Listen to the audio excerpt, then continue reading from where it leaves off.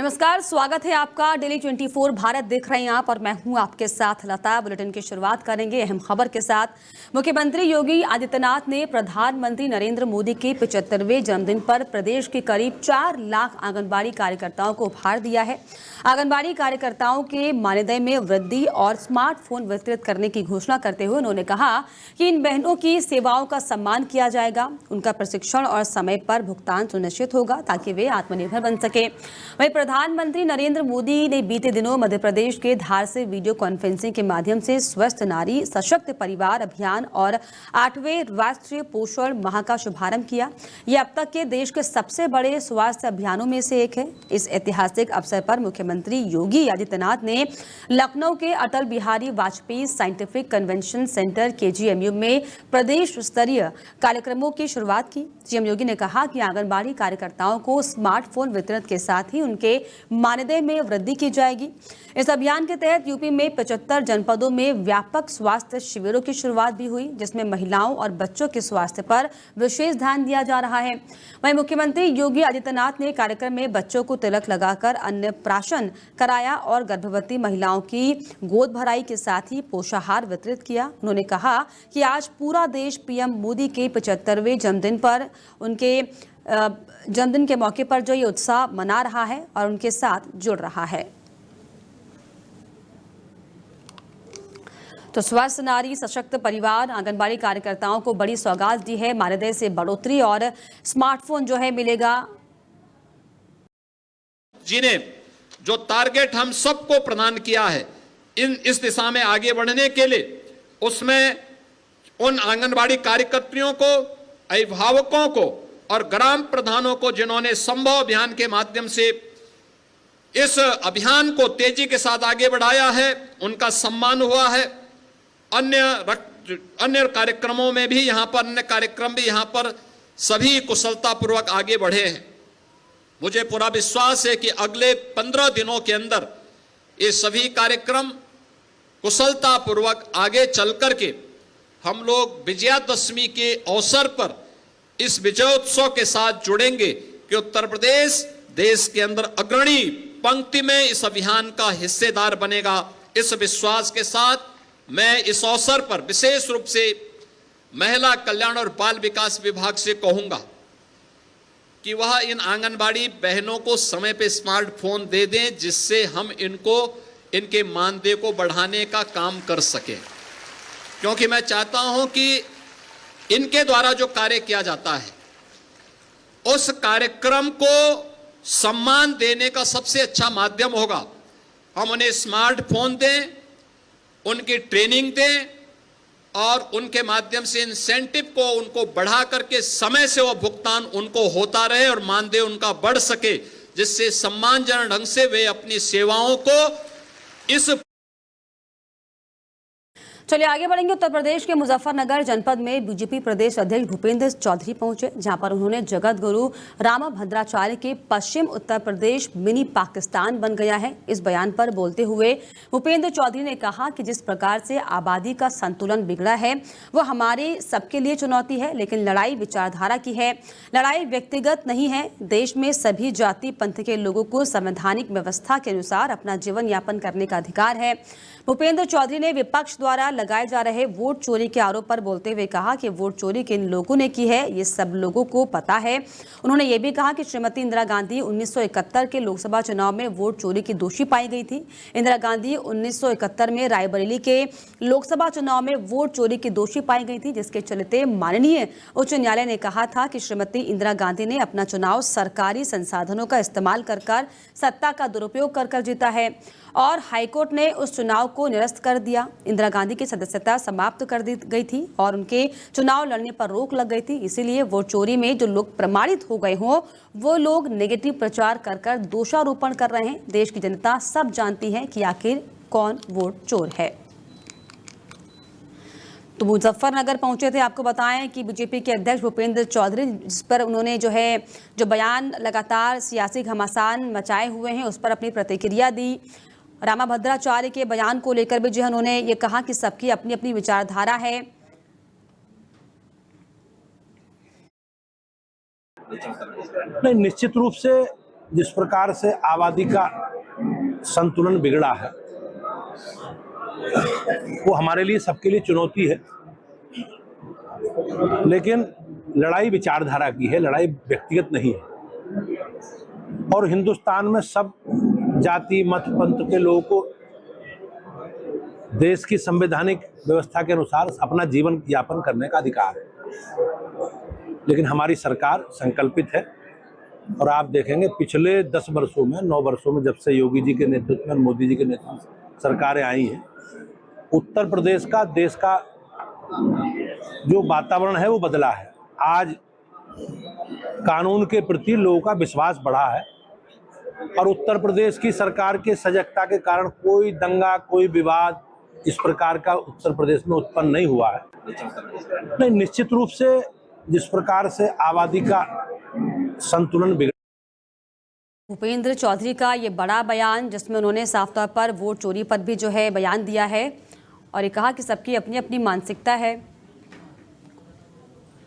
और इस पर मुजफ्फरनगर से मेरे सहयोगी कुलदीप मेरे साथ जुड़ गए। कुलदीप, जिस तरीके से वोट चोरी को लेकर और रामाभद्राचार्य के बयानों को लेकर अब जो सियासत गरमाती हुई दिखाई पड़ रही है, अब इस पर जो है प्रतिक्रिया दी भूपेंद्र, जो कि बीजेपी के अध्यक्ष हैं, प्रदेश अध्यक्ष, क्या कुछ पूरा मामला मुजफ्फरनगर में किस तरीके से गरमा रहा है और अब ये जो बयानों के तीर अब शुरू हो गए हैं, क्या लग रहा है कहाँ तक पहुँचने वाले हैं?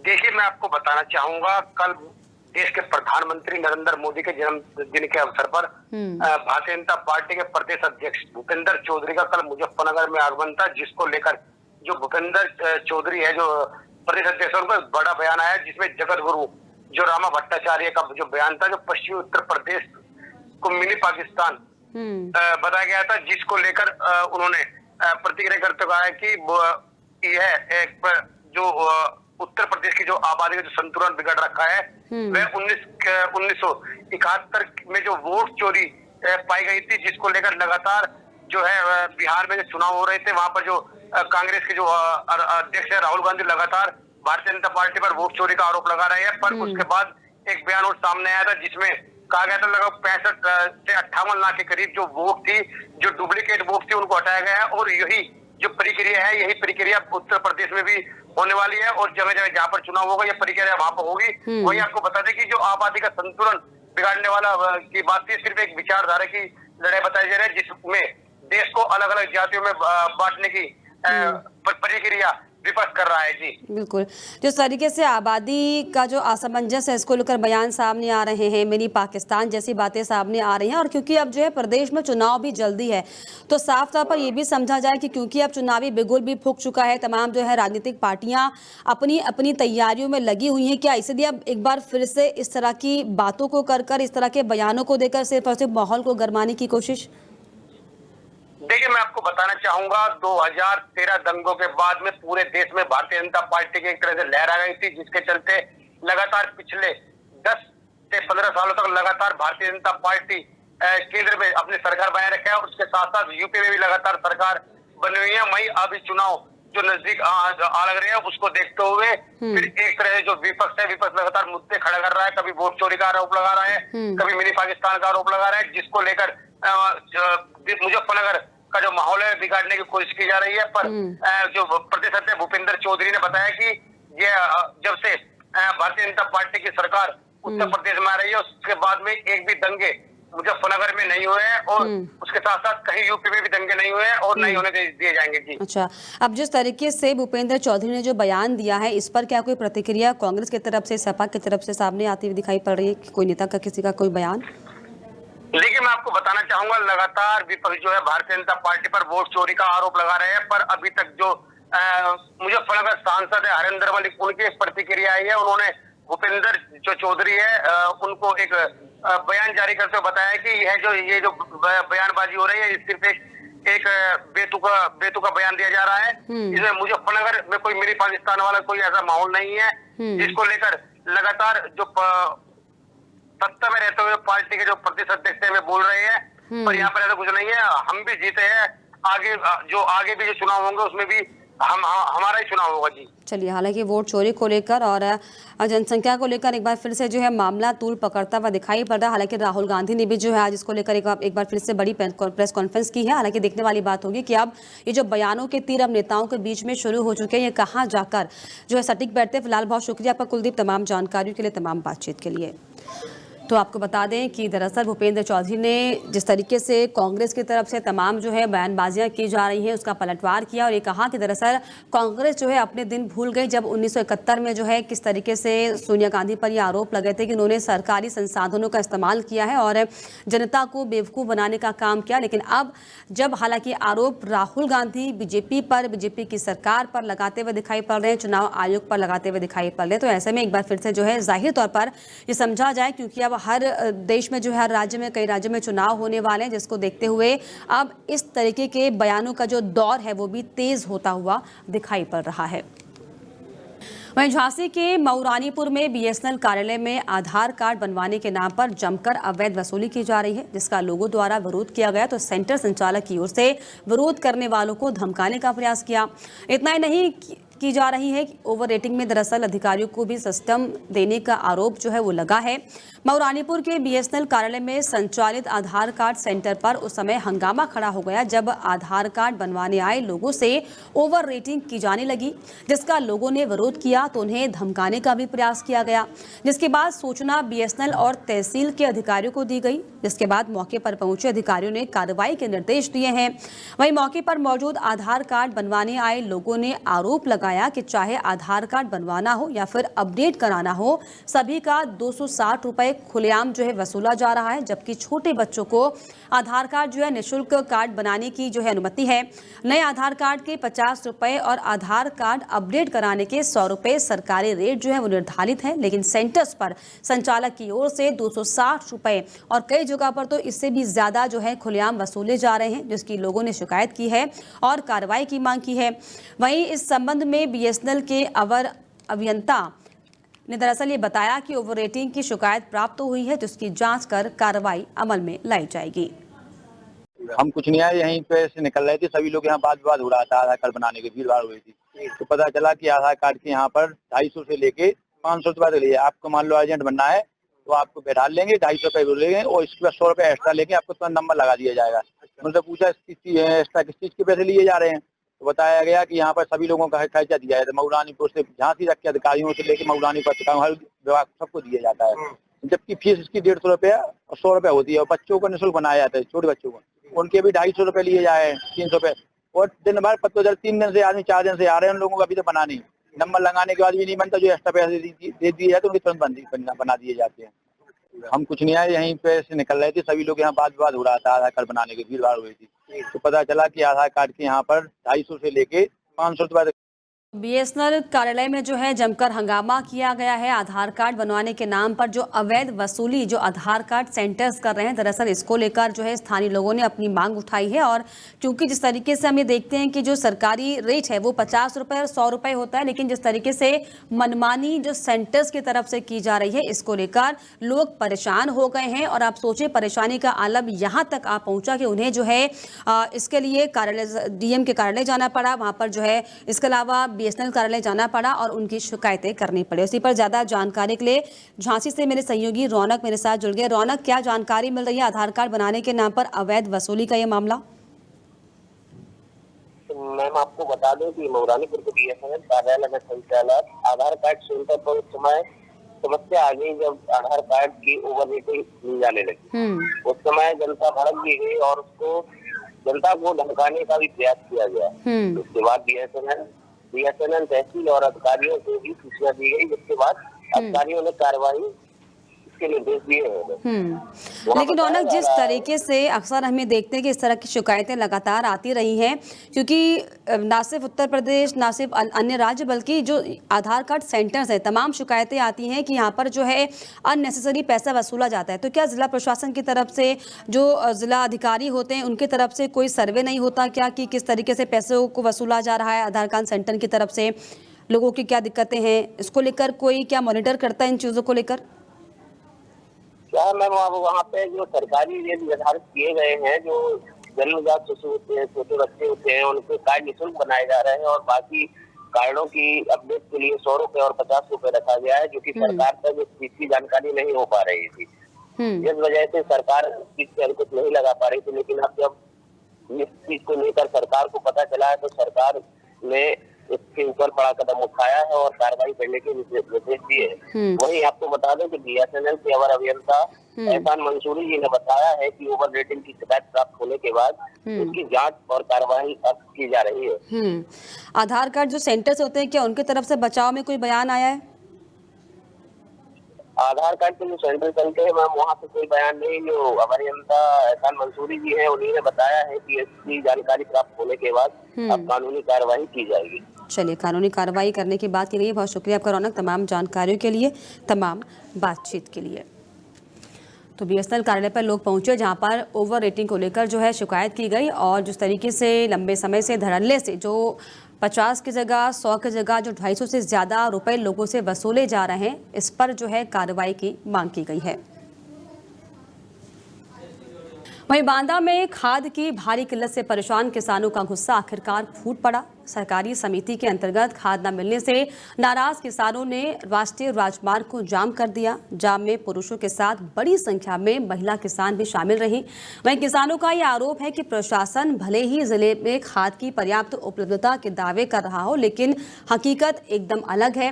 किसान दिन भर खाद केंद्रों पर लाइन में खड़े रहते हैं, लेकिन शाम को खाली हाथ जो है उन्हें मायूस होकर लौटना पड़ रहा है।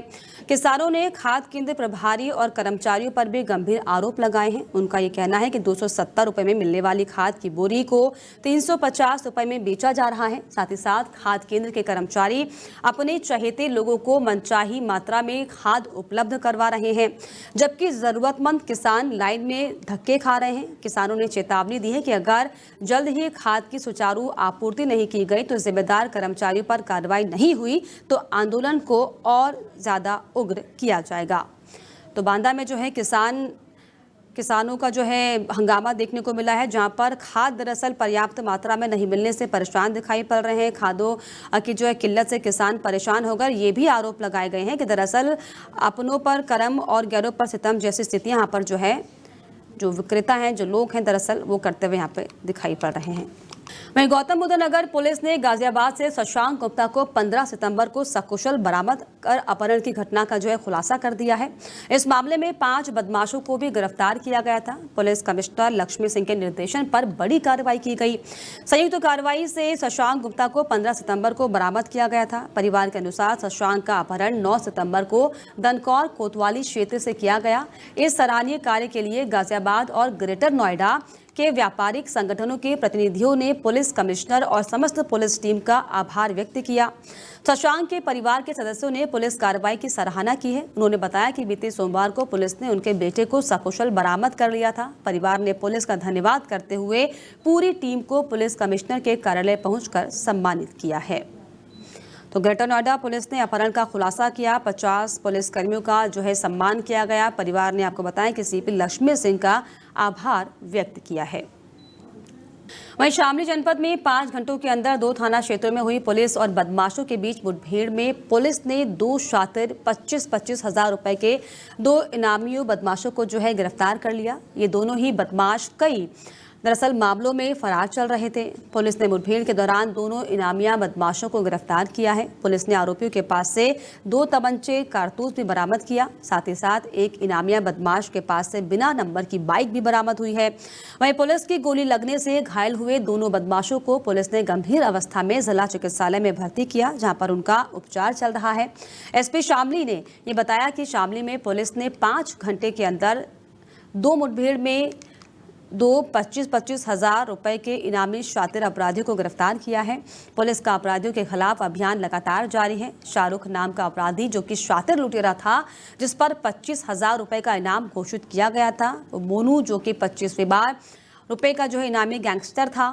इन दोनों को पुलिस ने मुठभेड़ के बाद गिरफ्तार किया। दोनों अपराधी जो कि उपचार के लिए जो है उन्हें इलाज के लिए अस्पताल में भर्ती किया गया है। जो बीती रात्रि है उसमें हमारे 2 थानों में पुलिस कार्रवाई में 2 बदमाश गिरफ्तार हुए हैं। उसमें कांधला और आदर्श मंडी थाना सम्मिलित है। आपको बता दूं मैं कि एक कल रात्रि में लगभग 12 बजे के आसपास हमारे एसएचओ कांधला रूटीन गश्त पे मुझे जानकारी हुई कि एक लुटेरा जो वांटेड है थाना भवन से, और जुलाई महीने में उसने लूट किया था मोटरसाइकिल के अपने साथी लाखन के साथ में, जो दो मुल्तान पकड़ने वाला है, वो मूवमेंट में इस समय है कि घटना करने के चक्कर में हार है। इन लोगों ने गाड़ाबंदी करके उस चेकिंग करने का प्रयास किया। बदमाश को नैब करते ही वो पुलिस पे जानलेवा हमला किया, पुलिस पे फायरिंग किया। पुलिस ने आत्मरक्षा फायरिंग की जिससे वो गंभीर रूप से सारू घायल हो गया और एक बदमाश मौके से फरार हो गया। मौके पर उसकी बाइक, एक तमंचा बरामद हुआ, कारतूस बरामद हुआ। जानकारी हुई कि ये बदमाश थाना भवन का रहने वाला है। इस पे करीब मुकदमे 5-7 मुकदमे लूट के दर्ज है। हरदोई में कलेक्टर परिसर के विकास भवन में उस समय हड़कंप मच गया जब बरेली मंडल की आयकर विभाग की टीम ने विकास अभिकरण कार्यालय में छापेमारी कर दी। टीम ने पहुंचते ही परियोजना निदेशक अशोक कुमार मौर्य से पूछताछ शुरू की। बताया जा रहा है कि छापेमारी टेंडरों के विज्ञापन, कर्मचारियों की सैलरी में टीडीएस कटौती और बिलों से जुड़े मामलों की जांच के लिए की गई थी। वहीं आयकर विभाग की टीम ने दस्तावेजों की गहन पड़ताल की है और बिल और भुगतान से संबंधित रजिस्टर खंगाले। विकास भवन में अचानक हुई इस कार्रवाई से कर्मचारियों में खलबली मच गई और कई लोग दफ्तर से बाहर निकल आए। छापेमारी के दौरान जब टीम ने अकाउंटेंट को बुलाने की बात कही तो परियोजना निदेशक अशोक कुमार मौर्य ने बताया कि अकाउंटेंट का एक्सीडेंट हो गया है, इसीलिए वो कार्यालय नहीं आ सका। हालांकि आयकर अधिकारियों ने परियोजना निदेशक से कई सवाल पूछे और जरूरी कागजात की मांग की है। इस कार्रवाई की खबर पूरे विकास भवन में फैलते ही अन्य विभागों के अधिकारी कर्मचारी भी सख्ते में आ गए। आयकर विभाग की ये छापेमारी आगामी दिनों में और भी खुलासे कर सकती है। फिलहाल टीम ने अपने स्तर से जांच जारी रखी है। वहीं जिले के नई मंडी थाना क्षेत्र में एक दर्दनाक घटना सामने आई, जहां पर 6 साल का मासूम बच्चा पिटबुल डॉग के हमले में गंभीर रूप से घायल हो गया।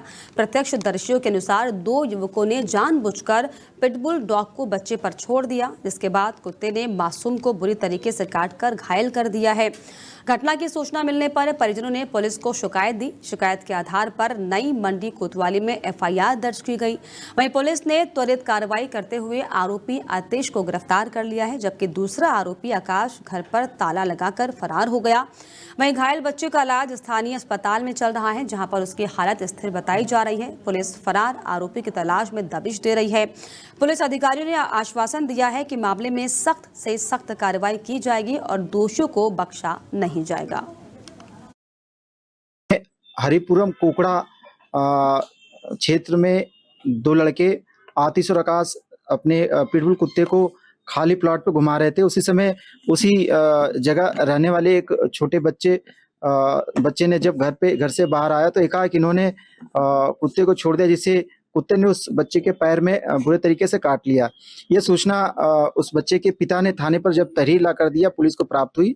पुलिस ने तहरीर के आधार पर सुसंगत धारा पर मुकदमा पंजीकृत कर लिया और जो कुत्ता, जिस लड़के ने कुत्ते को छोड़ा था आतिश, उसको पुलिस ने गिरफ्तार करके उस पर विधिक कार्रवाई पुलिस ने की है।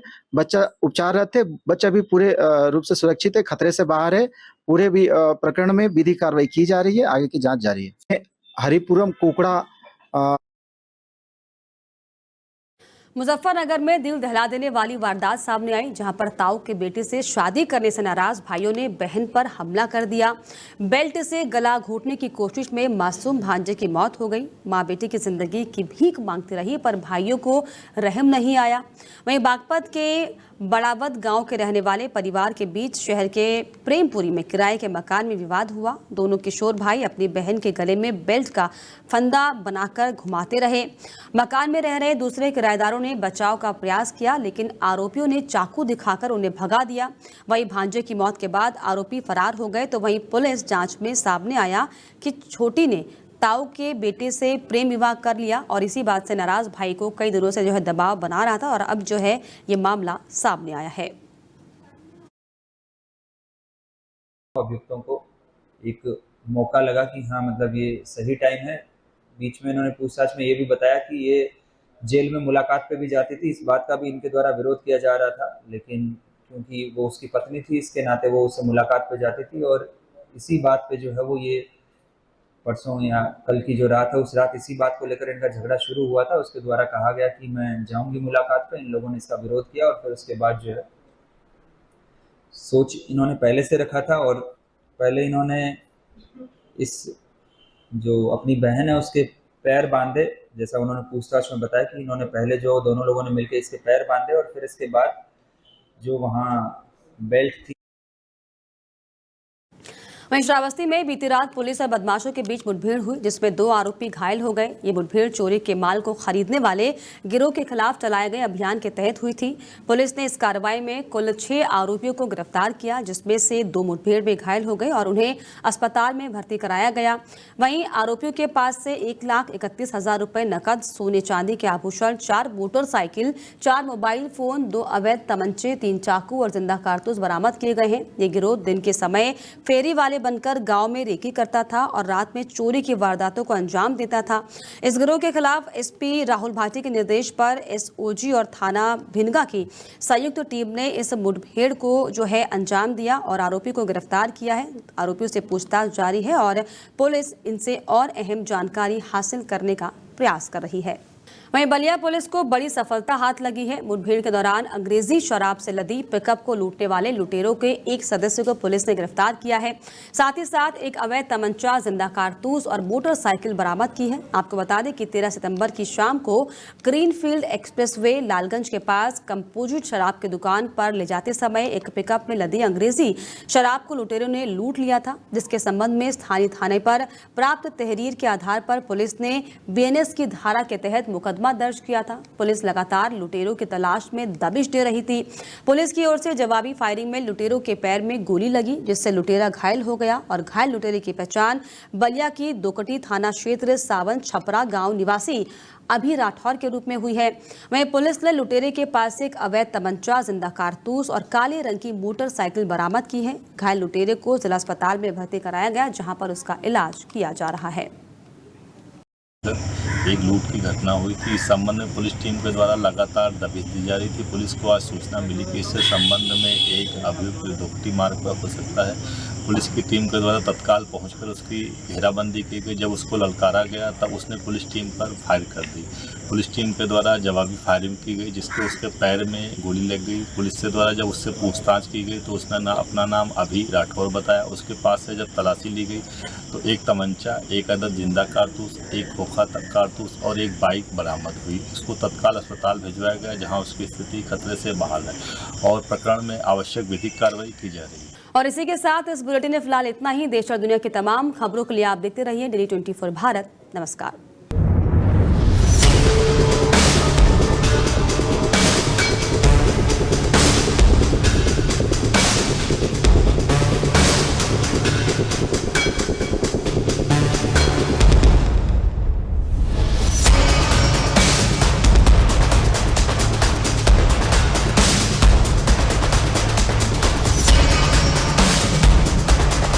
नमस्कार, मैं रमेश ठाकुर।